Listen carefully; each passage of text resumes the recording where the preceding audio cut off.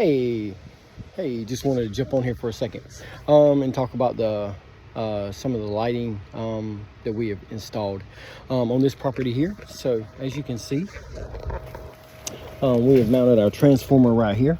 This is a low voltage landscape lighting transformer. This is actually a 150 watt transformer. Depending on the amount of lights that you want to install, we typically do around 25 lights per 150 watts.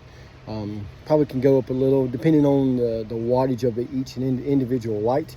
You can, you might get 30, you might only can get 20 or 22. Really just depends. As you can see, some of the lighting we're using here, these are our up lights.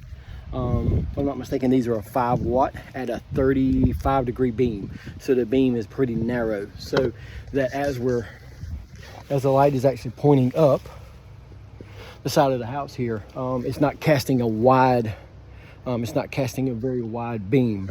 It's casting a pretty narrow beam, kind of like almost like a light pillar. And so I said there are 150 and then there's a 300 watt transformer. It's good when you get ready to install your lights, whether it's by us or whoever. When you get ready to install the lighting, you see some light. When you get ready to install, you need to have an idea whether you install all at one time or if you want to do it in phases. You would hate to have to buy a 150 watt transformer and turn around and get rid of that one and buy a 300, because it can't handle the volume of lights that you're wanting to add to it. For us, so we try to converse with our clients to figure out exactly what they want to do, whether it's now or, phase 1 is 20 lights, phase 2 is 40, another 30 lights. Another thing to consider is, do you want to have your lighting where it's your standard on and off? Do you want to have it to where it's dimmable so that, or do you want to have it to where you can do color changing? The standard on and off just comes on when the dusk goes down, when the sun sets and goes off, or it's actually pre-programmed. We can set it, or not we can program it to set it when you want it to go off. Typically they come on at sunset and go off at sunrise. The dimmable, as it says, you can actually, when they come on, you can have them preset to dim certain lights. So if you have a pool area, you might want to have it a little less bright than if it's right up against the house or even toward the front of the house. With the color lights, you can literally do whatever color scheme. You can zone it off, similar to with a irrigation system. You can create the zones in the front to be this color, the zones in the back to be this color. And make any color scheme. You can make it change, fade in and out. You can do Christmas theme, you can do Halloween theme, you can do red, white, and blue for 4th of July. You can really do whatever scheme that you would like. The way the cost works, the standard is the base cost. The dimmable is more expensive, and then the color lighting is the most expensive, as you would kind of think. We do offer a couple of different types of timers. We do the push-pull pin timer, which is the standard.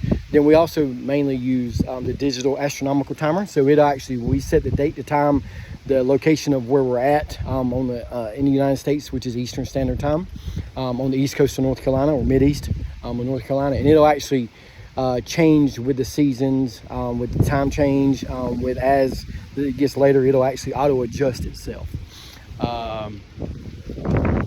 We also do path lights. So those are up lights. We put those on our trees. However really the client wants them. We do accent trees, we accent columns. We use little small bullet lights for columns. These are actually some of our path lights. These are a 3000 Kelvin, so they're a pretty bright white, which is what the client wanted. We have another up light right here. We have them in the corners right here, so there's accents here and accents here as well. And then we have them all along the pathway.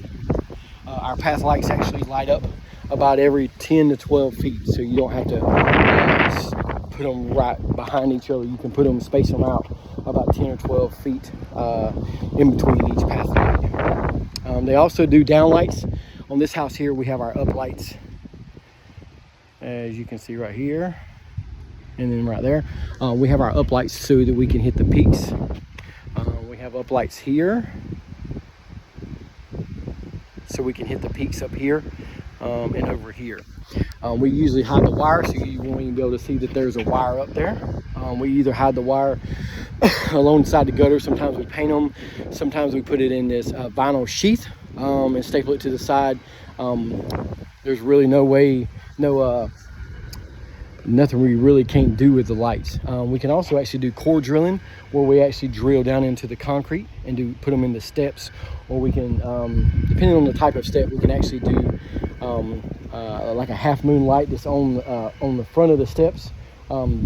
Those actually have to be, if they're steps like these, they actually have to be put in at the time of construction. The core drilling, we can actually drill into core drill and put the light in there. When we're going up under concrete walkways, we actually go, we will dig out on each side and drive a 3/4 inch or 1 inch pipe, depending on how many wires we need to have. We'll drive our pipe up under there, cut it off, and then we'll actually put our run our wire up under there, so we can get from our transformer, which is on this side of the house, to get our lighting over wires to over this side, so we can light it up on this side. That's it on the Hardscape lighting. We'll do some more videos. Just wanted to kind of go over some of this as we're walking around talking about this job here. Thanks. Bye-bye.